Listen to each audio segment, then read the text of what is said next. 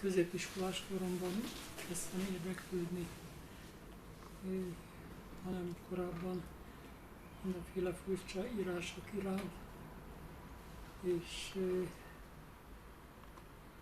az egyik nagyapám, aki pék volt, elég sok könyvet gyűjtött össze, és azok között volt egy magyar királyi térképes szintén, vagy melyiknek egy atlasza, ahol minden országról, ami akkor létezett, volt egy rövid leírás, és ott láttam először életem be abban a könyvben mongolírást, és ott volt az átírás, hogy Bugde Máram Dachó Mongol Aratolosz, és ott volt az akkori mongol címer, amely a szajongó volt, érdekes módon egy lókuszvirágon, és még semmi ötágú csillag nem volt, pedig az már a Veres idők címere volt hosszú ideig. És aztán érdeklődtem kínai írás, kínai fura jelek iránt, és mivel itt nem olyan messze a Vörösmarty Gimnáziumban tanulgattam, és a Széchenyi könyvtár itt volt még a múzeum épületében, és még nyighajókat is beengedtek, és ott döntöttem úgy, hogy megpróbálok kínai könyvet olvasni, és mivel a Bibliát jól ismertem, mondtam, hogy Ótestamentum teremtés történet, hogy egyszerű, azzal fogom kezdeni. És volt nekik egy kínai nyelvű Bibliájuk, és mivel a kötelező nyelv, akkor az iskolában az orosz volt, és elég tűrhetően olvastam oroszul. Keresztül volt nekik egy kínai-orosz szótáruk, azt hiszem az Osányinak egy korábbi kiadása. És tudtam a kínai könyvet is nekiálltam keresgélni szavakat, és kb. Egy órába telett, meg rájöttem, hogy fejjel lefelé tartom, mert nem tudtam, hogy kínai könyvek nem balról jobbra, hanem jobbról balra indulnak. És akkor és úgy jöttem rá, hogy voltak egyszerű jelek, amelyeket véletlenül megláttam a szótárba, hogy ha fejjel lefelé vannak, akkor értelme van, és ez a hegynek a jele volt, vagy a víznek, nem valamelyik egyszerű jel. És akkor kerültünk kapcsolatba egy idő után a kínai és kelet-ázsiai és belső-ázsiai tanszékkel, mindkettőnek a vezére a ligeti tanár úr volt, és hát vele először nem találkoztam, a Csongor tanárral találkoztam, aki kezembe nyomott néhány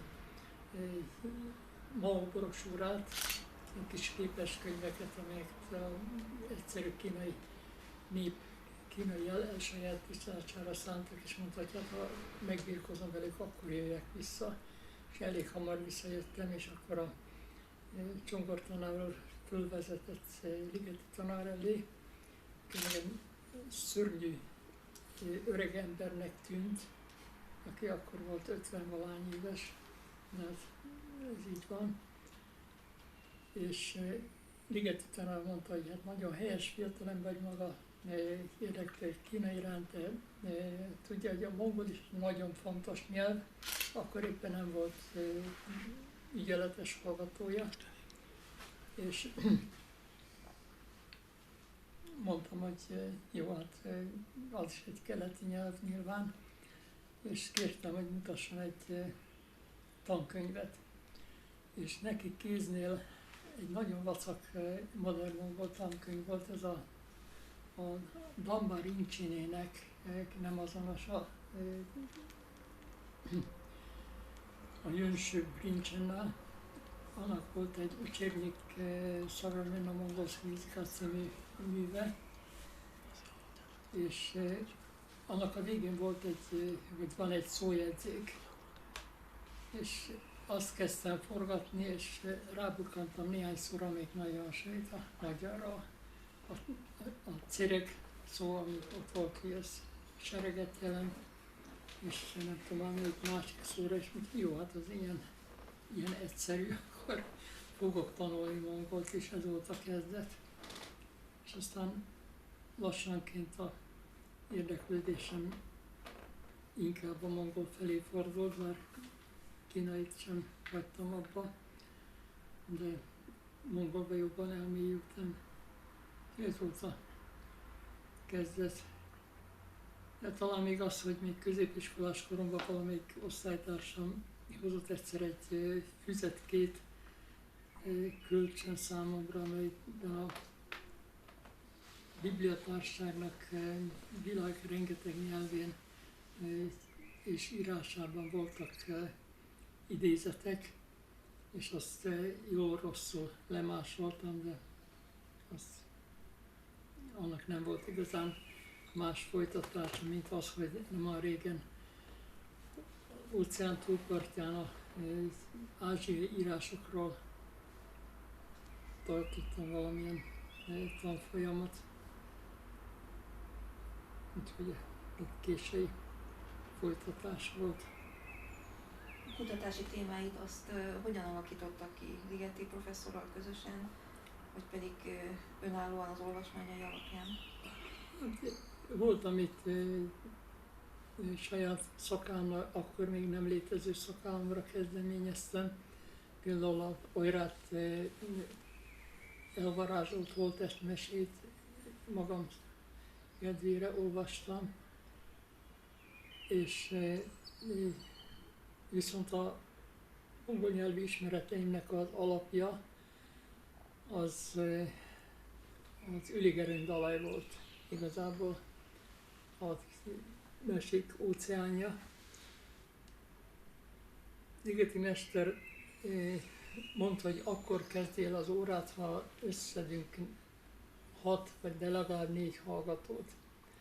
És ez akkor sem volt olyan nagyon könnyű, de összejött a nép, és akkor adott nekünk egy bevezetőt a mongol írás vagy mongol nyelvtanból, amiből az elején kukkot nem nagyon értettünk, mert ő kezdte hadarni a dolgokat, mindenféle műszavakat, amik első hallásra nem is tudtuk, hogy mi. De egyszer ott felejtette, vagy lehet, hogy szándékosan ott hagyta az asztalon a kéziratos mongol nyelvtanát.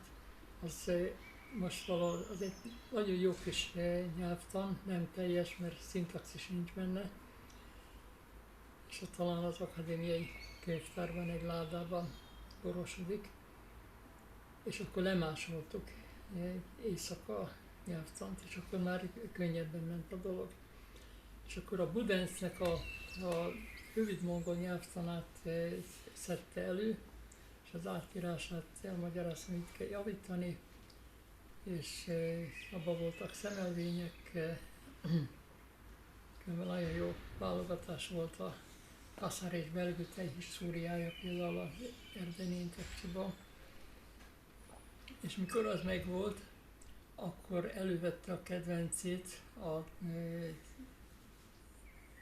Szolongara fordításában lévő Szaszke Pandita művet, a bölcsmondások kincstárát, ami egyáltalán nem volt klasszikus mongol, hanem középmongol, de viszonylag egyszerű volt az eleje legalábbis. És ő tudta pontosan, hogy hol fogunk beleesni egy kátyúba,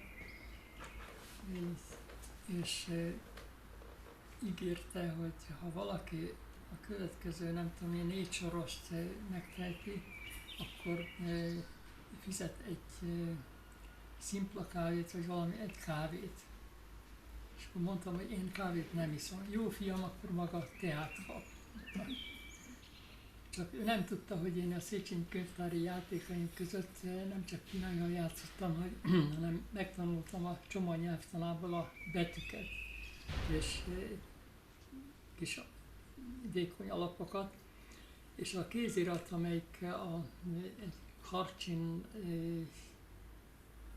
főpapnak a tulajdonában volt, és tőle vásárolta meg az öreg ifjúkorában, az 2 nyelvű volt. Fölül van amit ki is adott fakszimilébe, fölül van a tibeti szöveg, és alatta van függőlegesen a mongol.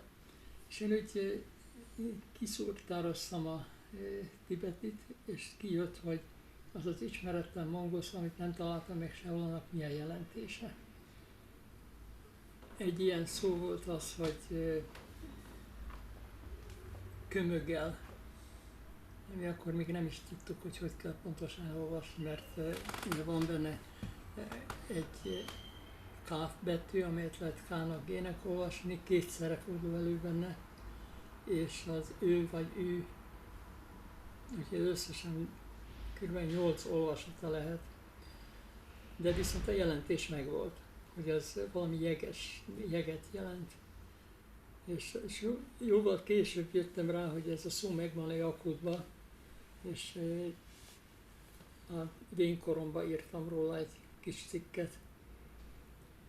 Úgyhogy ez volt nagyjából a kezdet, és egy szép napon, azt hiszem az a másik fél évben lehetett, azt mondta a mester, hogy az akadémiai könyvtárban ott van az én mongol gyűjteményem, menjen oda és kölcsönözzek ki az Üligerén dalajt, ami egy ilyen szép pálmavádél nevezeti formátumban van, nyomtatvány, pekingi mongol Mandzsukori kiadvány, és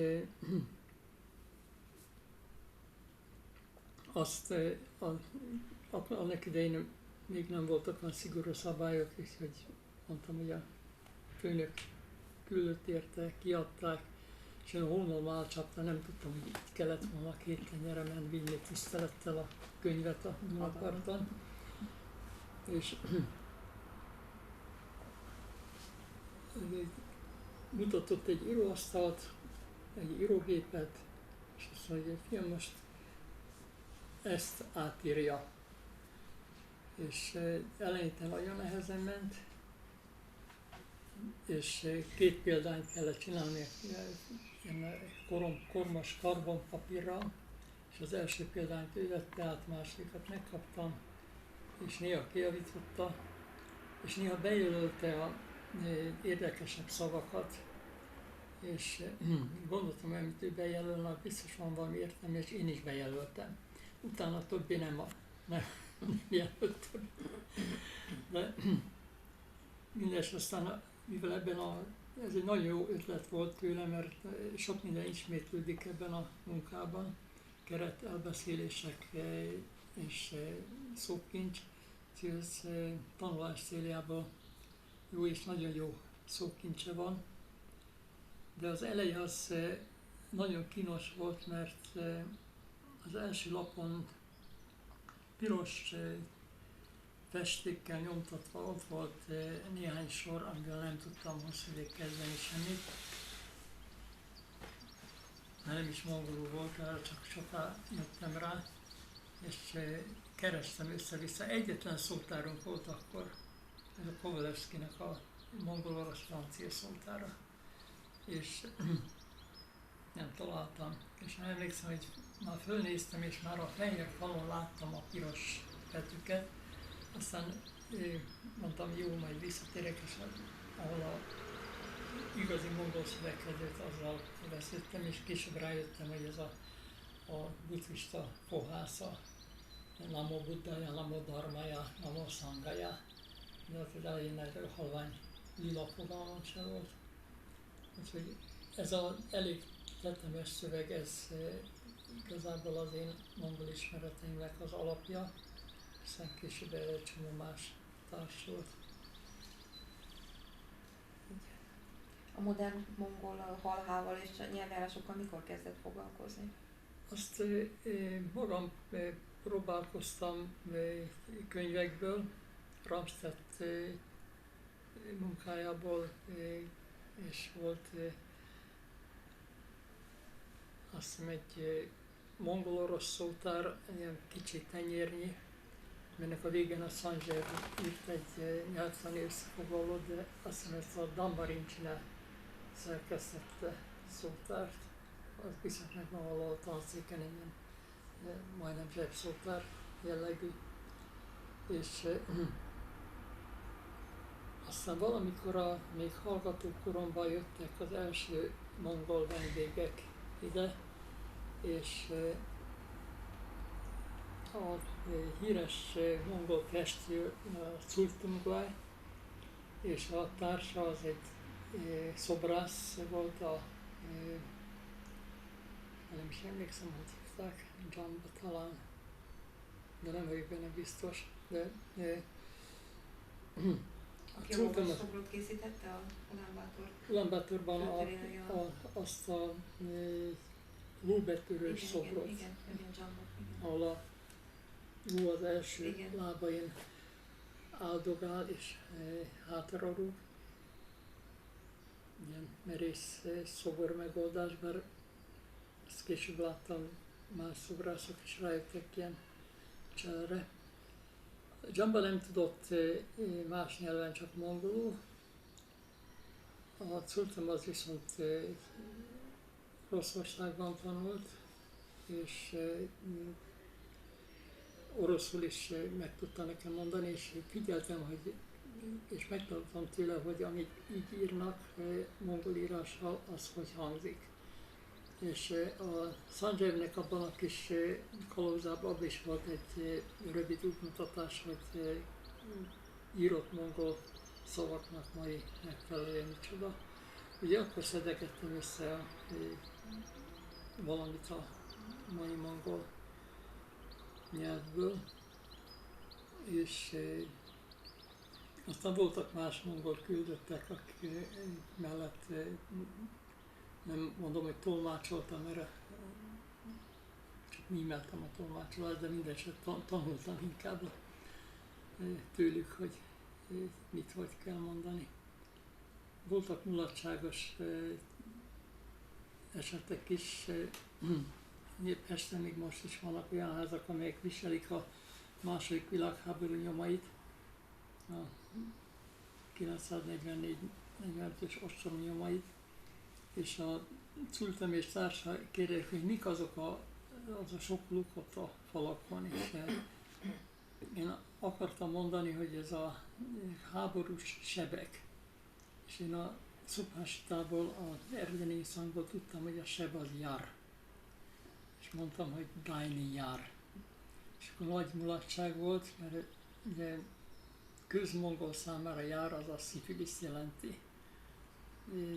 Ami nem igaz, hogy csak azt jelenti, de a nép, ha ezt mondja az emberek, akkor elsősorban erre gondol. Úgyhogy akkor magyarázták, hogy sarah, sírkály, sarah.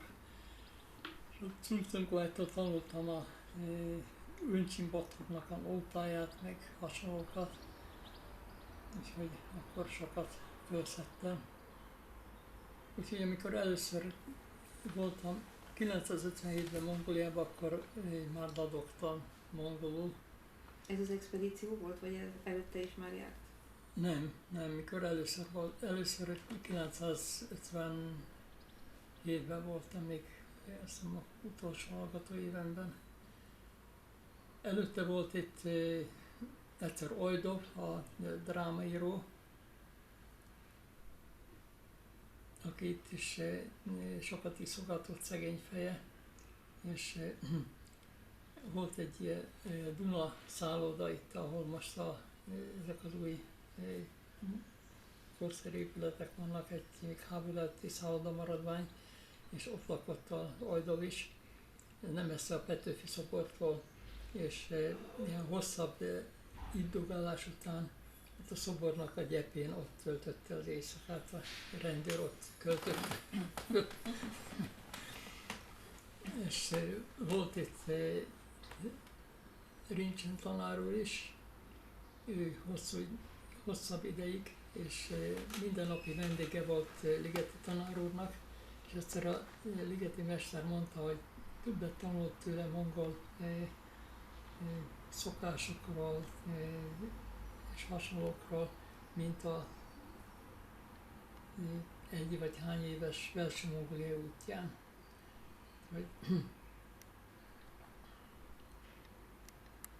Úgyhogy Kőhalmi Katalin kísérte őt, én is, és akkor ő ajánlotta, hogy egy évre meghív Mongóliába, a Mongol Akadémia, hogy ott tanulhassak. A mester úgy döntött, hogy ezt osszuk el 3 részre, és akkor a Róna tanár úr, akkor még csak Róna volt családneve, Pastas ligeti mester javaslatára személynevét családnévhez illesztette. Úgyhogy 3-an mentünk aztán Mongóliába, ilyen triumvirátus formájában, hogy szoktam mondani.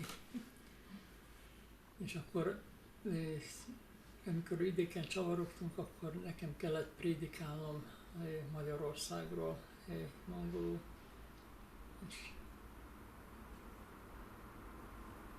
De emlékszem, amikor én érkeztem meg először Ulánbátorban, mert valahol nem tudom, Irkutskba, vagy lehet, hogy már Moszkvába valaki elosztottak bennünket, hogy nem ugyanazzal a géppel mentünk, és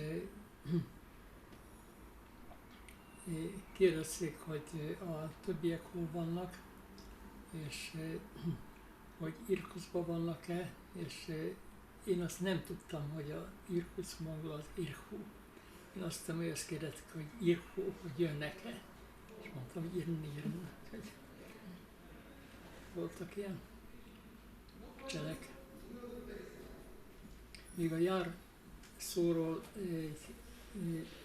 öreg Rincsentől hallottam azt a történetet, hogy valamelyik szovjet nagykövet Ulánbátorról szeretett az egyszerű néppel találkozni, és egy fiatal tolmácsa volt, orosz gyerek, aki nem tudta nagyon mélyen a nyelvet, és mentek a Túl folyó partjára, ahol egy fa tövébe ült egy öreg mongol, és akkor az a beszéd beleegyedett a nagykövet tolmács segítségével, és a öreg kérdezte a nagykövetet, hogy Pane Nassuder Keturébe, hogy mennyi idős.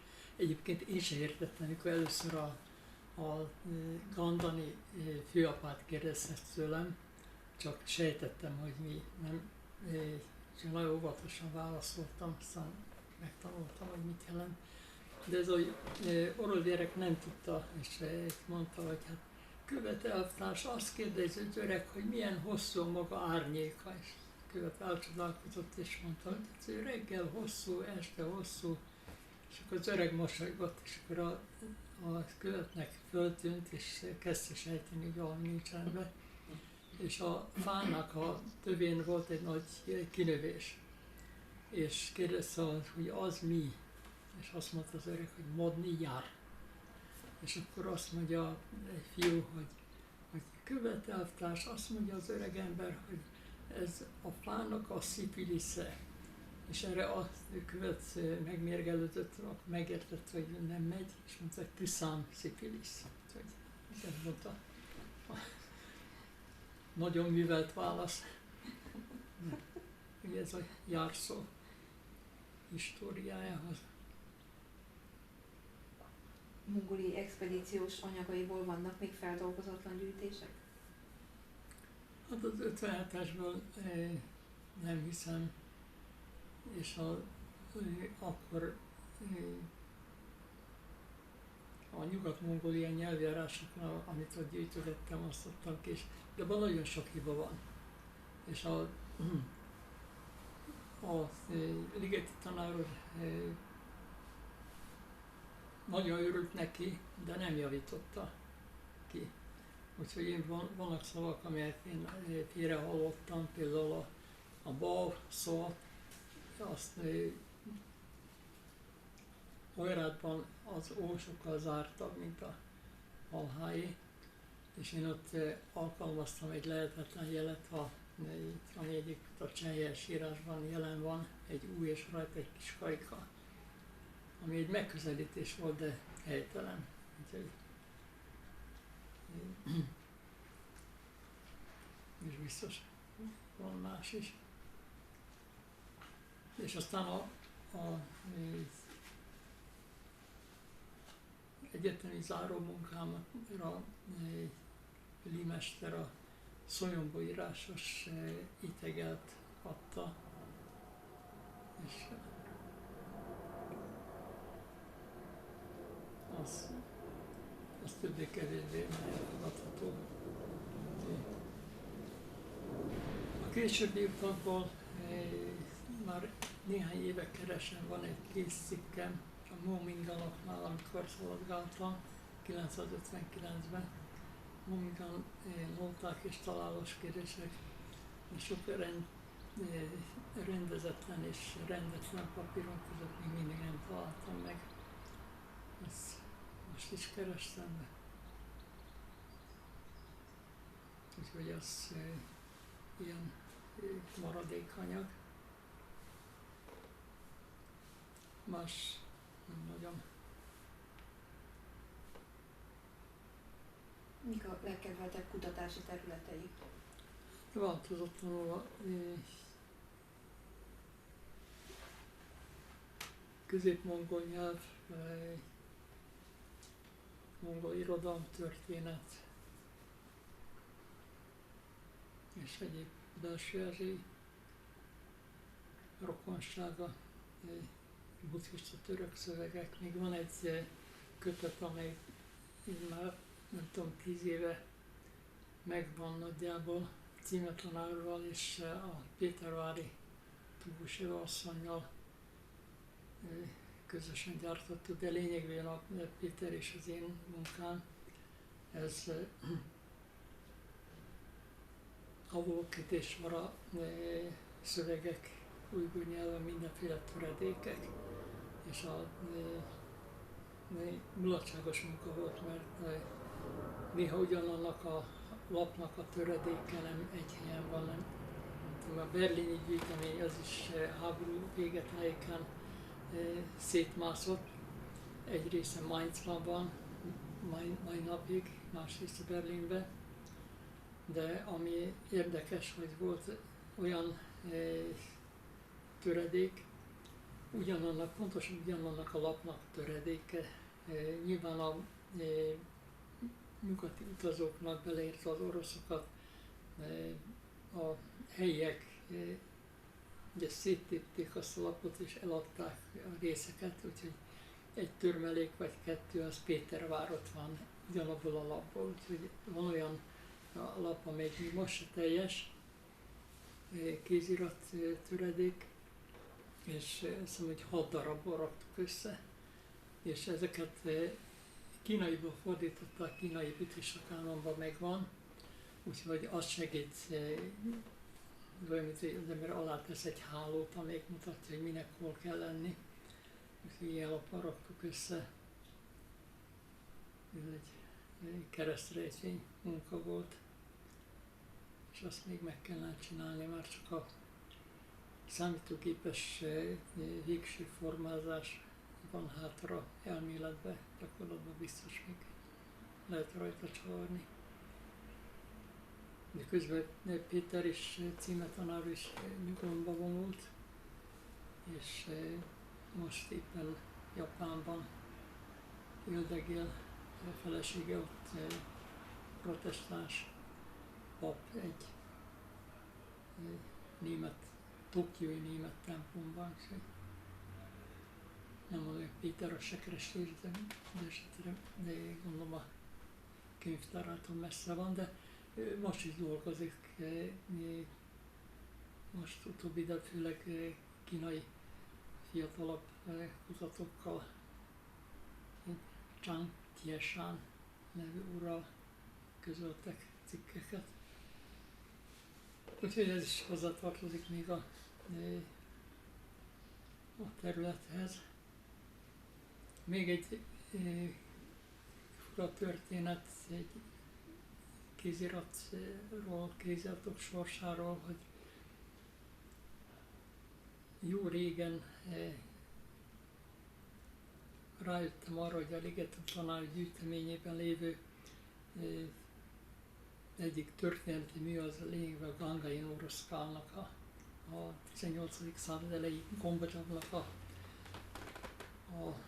Gombagyar munkájának a kézirata, és csináltam róla átírást, és hurcoltam a kéziratot a táskámba, és mikor ott a piarista épületben működtünk, ott 3 szoba nyílt egymásba, és mikor én a túlsó szobában voltam, akkor egy tolvaj táskámat eltulajdonította, kézirat benne volt, úgyhogy hosszú ideig lyuk volt az életrajzomon, és nem olyan régen kaptam hírt az akadémiai könyvtártól, hogy ez a tolvaj eladta egy gyűjtőnek, aki szinte nem volt egészen tisztességes gyűjtő, gondolom, de meghalt, és az özvegye visszajuttatta. Aztán a kápolnás úr csöngetett nálam, hogy játszhat-e vele, mondtam, hogy próbálj meg, kell segítek neki. Úgyhogy ez egy szerencsés befejezés ennek a befoltozása a lyuknak. De nem olyan nagyon régi ez a matéria, de egyetlen egy másik kézirata ismeretes, tudtom szerint ez a pétervári kézirat, amelyet Pucskovszky mester adott ki hasonlás kiadásban, és amennyire emlékszem, a pesti kézirat az bővebb, és most a kápolnás mester is pedzegette villámposta üzeneteiben, ő is rájött a spanyol viaszra. Hogy mester is biztos örülne, hogy ha élne, hogy megkerült a mű. Még a mulatsághoz azt tartozik hozzá, hogy amikor a Magyar Szocialista Munkáspártnak 10. kongresszusa volt, és azon általában összes testvérek megjelentek, és mongol küldöttség is volt, és akkor a pártközpont kérte kiadatásomat, de nem kellett tolmácsolnom, csak nagyon ritkán, mert hallgatták a mongoljaim, köztem Molom James mester, hallgatták az orosz fordítást, úgyhogy én nyugodtan dolgoztam, ültem hátul ott a sok küldött mögött, kiteregettem a Gangai Uruszkát, akkor még ott volt, és azon dolgoztam. Néha volt fickó, aki megkérdezi, hogy mi az, és akkor rövid előadást tartottam. Jót. Csak akkor figyeltem oda, amikor a Kádár tartott egy beszámolót, és büszkén jelentette, hogy végre Magyarország helyreállítja a Német Szövetségi Köztársasággal a diplomáciai kapcsolatot, hogy volt egy küldött, akivel ő is tárgyalt, és megállapították, hogy az országaink között nincs semmi vitás kérdés, és megállapodtak a követségek diplomáciai képviseleti megújításába, és akkor a Kádár mondta, hogy az a német küldött mondta, hogy nekik éppen most a szovjetekkel van valami vitájuk, nem volna jó esetleg egy kicsit elhalasztani, és akkor a Kádár mondta, hogy hát ha mi ma megegyezünk valamibe, az még holnap is érvényes kell, hogy legyen. Másnap az újságban nem volt benne ez a rész, teljesen kimaradt, mert a helytartó harangozott, és félreverte a harangot, úgyhogy körülbelül egy fél évvel később, hát ugye, hogy a német fél sejtette, és ez tartozik hozzá még a Gangai orosz történetéhez. És most mind dolgozik tanárul? Van egy csomó haditerv, még terveket mindig akkor is jól csinálni, az ember tudja, hogy nem feltétlenül tudja befejezni. De azt már meséltem, hogy egy Cambridge University Press kötet számára kell befejeznem egy tanulmányt a mongol irodalom, korabeli mongol, historiák korabeli mongol forrásairól. És én túl nagyra szabtam, úgyhogy most még egy keserős munka van rám, hogy ezt lerövidítsem. De annyi haszna volt, hogy amihez hozzá tudtam férni, azon mind átmentem, és véletlenül így jöttem rá, hogy egy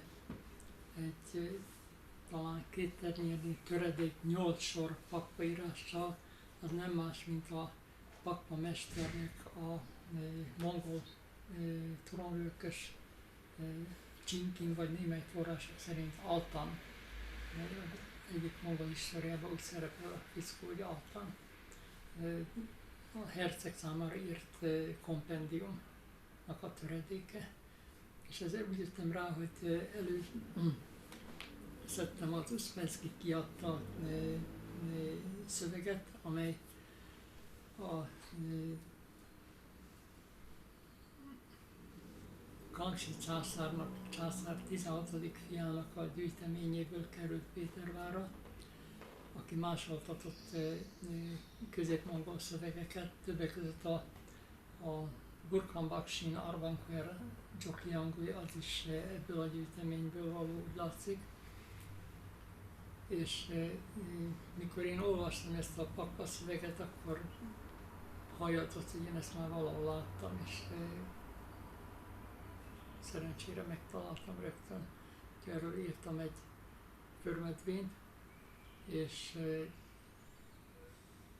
egy csomó helyen kijavítottam az Uszpenszkyt, és már el is küldtem neki a cikket, meg elküldtem a Agatának Varsóba, mert ő meg ennek a kompendiumnak egy kétsei fordításával sokat vesződött, ez a Siret Nyusinak a fordítása. Úgy hívják, hogy Csukhal Hereglekcsi, Csikpak Hereglekcsi. És még a belső mongoloknak akartam elküldeni, már nem volt időm. És elküldtem a cikket a Central District Journalba, de még nem kaptam igazán választ, hogy akarják-e vagy nem akarják. Ha túl sokat várnak, akkor elküldöm mondjuk a Manuscripta Orientaliának.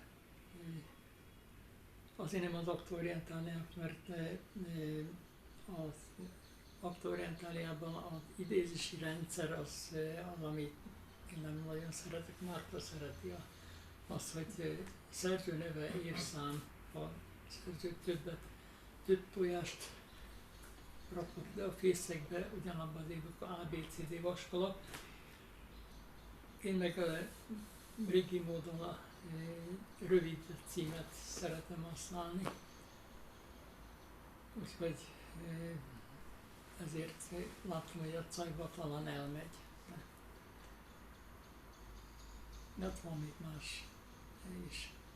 Én emlékszem, hogy volt tanár úrnak egy sámánizmushoz kapcsolódó szószedete is. Ahhoz én mindig hozzá vigyeztek valamit, úgyhogy az növekszik. Vannak szócikkek, amelyek csak éppen vázlatok, hogy még kell rajtuk csavarni. És mindig van valami újabb adat, az ember bűnkéz dolgokat. Az már gépen van ezek szerint? Nem az nem papíron van, hanem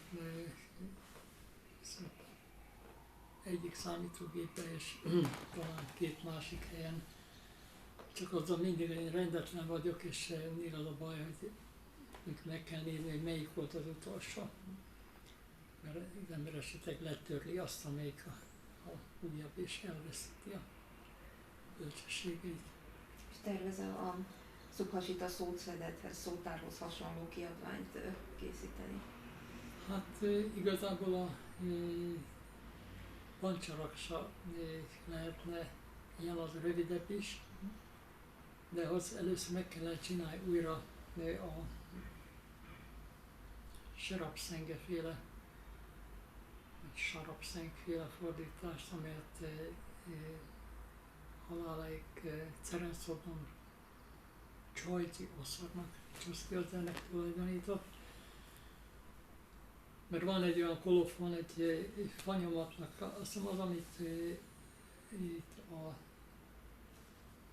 ebben a mongol emléksorozatban itt Pesten adtak ki, vagy Ulánbátor, nem tudom, a Géza szerkezget valamilyen, vagy a Zsolt. Igen, ők ketten, igen. És abban megjelent egy fakszimile, egy hasonlás kiadás. És nekem magamnak van egy elég öreg, tehát nem késői levonat, hanem valami 18. század elejé friss levonat, egy kicsit elhasznált példány pancsaraksa. Az Aliz le is fényképezett, úgyhogy megvan lemezen. Úgyhogy azt kellene újra átírni rendesen, és annak alapján lehetne csinálni. Ez egy elég fontos szöveg. Átó megcsinálta, de abban még mindig nagyon sok hiba van. De azt akartam mondani, hogy ennek a egyik 18. századi fanyomatnak van egy zárószava, egy hosszú verses kolofonja, amit én idézek is ebbe a akadémiai mongol és mandzsú öregkönyvek, kéziratok leírásában, amelyben azóta én is találtam hibákat, de ott nem adtam fordítást, csak a szöveget ebből a zárszóból, és ez hasonló van egy Altangerel változathoz. És abban a szövegben szerepel a Csoszki Odzer, de nem mondja, az a verses szöveg sem mondja, hogy ő fordította, csak azt mondja, hogy hosszú ideig ujgur nyelven volt a mester szava, Buddha szava a mongolok számára, és aztán Hájszán Külük idején Csoszki Odzer kezdett fordítani. De ez biztos, hogy egy késői, valószínűleg 16. század végi vagy 17. századi tákolmány, és de még nem is mondja azt, hogy Csoszki Odzer fordította az adott művet, csak az, hogy ő mongol nyelvre ültette a dolgokat, úgyhogy az egy mondom téves megállapítás. Az ember ezt őrzi. De a szöveg az fontos, elég jó szókincse van. És a másik, ami sokkal nagyobb, és ezért nehezebb munka, az Altangera, amelyből szintén van egy 18. századi fanyomat, van egy 17. századi, és én Pétervárott Szent Leninburgban össze tudtam hasonlítani a 18. századi, tehát 1659-essel, és csak apró eltérések vannak. És az 1569-es az nyilván egy mongol körének a másolata, csak megszelídítette, a helyesírást megszelídítették. Ez ugyanaz a játék, mint ami történt a Csoszki Odzernek a valódi fordítása a Botticsárjavátárával kapcsolatban, hogy amikor a Tandzsút készítették, megvolt nekik a középkori szöveg, és itt-ott kicseréltek szavakat, de főleg a helyesírást változtatták meg. És azt Ligeti tanár is hirdette, és a mongol nyelvemléktár egyik kötetébe adott szöveget, de abból néhány strófa aztán kimaradt, úgyhogy Igor herceg kamerába úgy döntött, hogy ő rendben megcsinálja, és a Haraszóviszán jelent meg neki az a kötete, ahol a tandzsús szöveget átírta, és a gondban őrzött fénymásolatból közölt egy hasonlást, ami néha elég nehezen olvasható.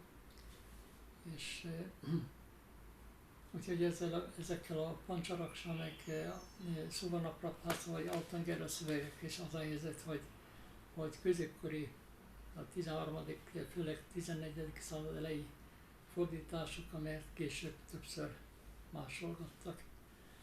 Altangerelből az van a legjobb, hogyha nem ilyen késői fanyomatot vennénk alapul, hanem a Dandészorú gyűjteményében volt egy kézirat, és annak van egy hosszú zárszava szintén, és én kértem a Dandin mestert, írjon egy cikket róla, és ezt fordítottam hanglisra, magyar-angolra, és aktában megjelent, és az még régi helyesírású is, ráadásul nem csak a maga a szöveg középmongol, hanem a helyesírása is az. És aztán írtam egy zárszó, vagy nem zárszót, egy kiegészítést a Dandin cikkéhez, hogy együtt jelentek meg a raktába. De az eltűnt a kézirat. A múzeumból, Dandin Szülen múzeumából tűnt el, vagy ez? Vagy... A Giraguay, a nagy historikus, érdeklődött nálam egyszer, azt hiszem Amerikába járt akkor, hogy pesti altangerelek, meg hasonlók, mit tudok, és akkor említettem neki ezt, hogy ez milyen fontos volna, és azt mondja, ó, és csinálod hobájvá. Világos, hogy valaki enyveskezű dolgozónak a kezébe került, és nyilván pénzét tette. Na most van egy párhuzamos szöveg, ami Fanyamat. Az pedig az Otthon Bátárnak a tulajdonában volt, ő mutatta nekem. És én mondtam neki is, hogy ez halál fontos dolog, úgyhogy adja ki. És mondta, hogy ő nem meri kiadni, mert abban annyi sok ilyen indi eredetű név van, és nem tudja, hogy ezt mit kell átírni. Mondta, hogy én segítek neki. És mondta, hogy jó, akkor ő megcsinálja a Aksiham Arjumbegen Torsztot, mondta Kenneth teljesen, azóta se csinálta meg, de kérte, hogy én írjak egy papírost a főnökének, azt mondok a Londonból, talán a Irodalomtudományi Intézetben, hogy ez legyen valami tervmunka, és megtörtént, de tervek felül néha Belzebub dönt, hogy nem lett belőle semmi. A tanszékről is szeretném kérdezni. Amikor én ide kerültem, akkor már tanár úr volt a tanszékvezető, Ligeti professzort én csak egyszer-kétszer láttam, akkor is futólag. Amikor átvette a tanszéket, akkor hangsúlyt helyezett a modern oktatásra, és milyen tervei voltak még? Hát azt még azt hiszem az öreg életében elkezdtem, hogy még a Korunk Jókai, a Lőrinc tanár úrnak, meg Kádár Lacinak tartottam valami kis órákat, és aztán később, amikor már magam itt dolgoztam, akkor volt, hogy én fizettem egy mongol lektort a busás jövedelmemből, és aztán volt olyan, hogy ez a lektor nő, ez egy Dariganga erőteljes lédi volt, aki a követségi titkárnak volt a felesége, és nagyon lelkesen tanított mongolt, és akart itt valamit fokozatot szerezni, és akkor mondtam neki, hogy talán a mongol nyelv, mint anyanyelvi szószóló, a mongol nyelvnek az intonációra, a dallamairól csinálhatna valamit, és akkor mutattam neki angol munkákat, az angol Cambridge-i kiadványok, ahol különféle módokon jelölték a beszéddallamot, amely aztán később úgy került elő nála, hogy Cambridge, ez volt a Cambridge, a Cambridge-in Tendikle. De abból sem lett semmi, mert ugye a pásztor népek is kereskedő népek, és a hölgy itt bevásárolt egy bőrönnyi akármit, valami nyakra való sejmeket, és mikor mentek haza, Moszkvába kezdte árusítani. És a gazdasági rendőrség lecsapott, és ezzel az asszony a férjének a diplomata pályáját is befejezte egyszer, mint. Aztán még egyszer sokkal később föltűnt, mint a irodalmár Luxemburgban és ügyeletes művelődésügyi miniszter is volt talán szegény feje, annak a támogatottja, és Jauch Hulánról akart itt védeni. Erre már is emlékszem. Akkor is loptam az időt vele, de magyaráztam neki, hogy azt, hogy ő megírta, az már nem ment. Itt a rendszerváltozás után a ilyen Jauch Hulánnak a nagy pártos versenyről itt nem volt célszerű énekelni, és úgy énekelni, mert lehet énekelni, ez érdekes, hogy egy nagy költő, valóban egy nagy költő volt a modern mongol irodalomban, hogy tehetségének egy részét akár őszintén, akár nem, de ilyenekre pazarolta, de mellette is sok más olyat, rizójat is, amit nem adtak ki, ami nagyon értékes része, és ezt nem nagyon tudta fölfogni. De végső dolog az volt, hogy a Tudományos Minősítő Bizottság nem javasolta, de aztán ő felhasználta azt, amit én töltsére töltöttem a fejébe, és hallottam, hogy Ulánbútorban megvédte, úgyhogy nagy kandidátus és kandidátus lett belőle. És az első lektorunk, igen, Nasszondzsárgal, így van. Első lektorunk Dzsákvarár tanár úr volt, vagy előtte volt? Nem, még a Nasszondzsárgal rövid országlása után volt a akkori nagykövet, jött maga és ajánlotta a feleségét.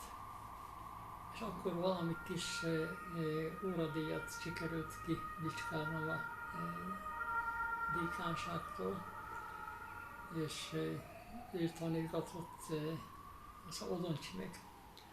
De megint visszatérek arra, hogy a pásztor népek, kereskedő népek viszont egy bőrönt cipőt szállított haza, diplomáciai postával, és végeredménye ez volt, nem Moszkvában, hanem Ulánbátorban.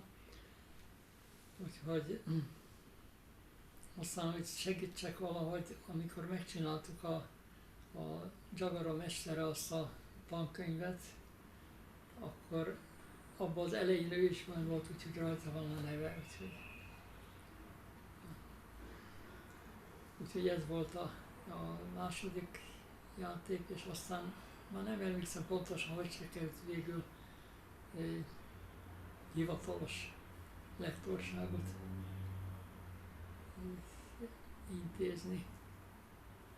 De szerencsére azóta is működik, legalább ez működik. Nem tudom, Czoló tanárral én már nagyon régen nem találkoztam, de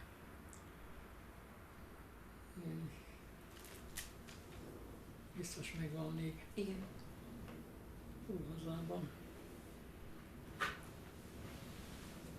Ő volt talán leghosszabb. Ő kétszer is volt, igen. Nyelvtanárunk.